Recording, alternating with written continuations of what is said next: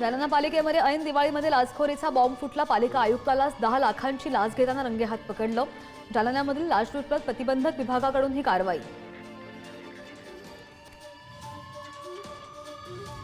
जालन्यामध्ये अवैध वाळू वाहतूक करणारे दोघे जेरबंद।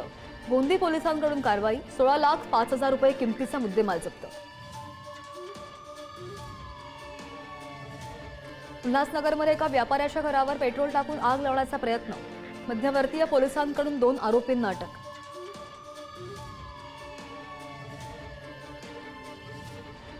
अन्न आणि औषध प्रशासन मंत्री नरहरी झिरवाळ यांच्या मार्गदर्शनाखाली सण महाराष्ट्राचा संकल्प अन्न सुरक्षिततेचे अभियानाअंतर्गत राबवण्यात आलेल्या विशेष मोहिमेत 1,97,93,000चा साठा जप्त।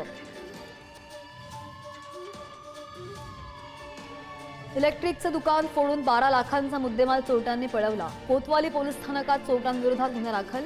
चोरट्यांचा शोध सुरू।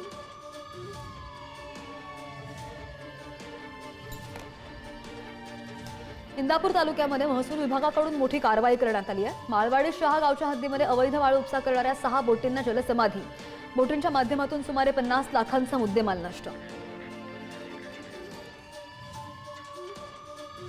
भंडाऱ्याच्या मुख्य बस स्थानकावरील महिला प्रसाधन गृहामध्ये आढळला वृद्धेचा मृतदेह। मृत्यूचं कारण अद्याप अस्पष्ट। भंडारा पोलिसांकडून घटनेचा तपास सुरू।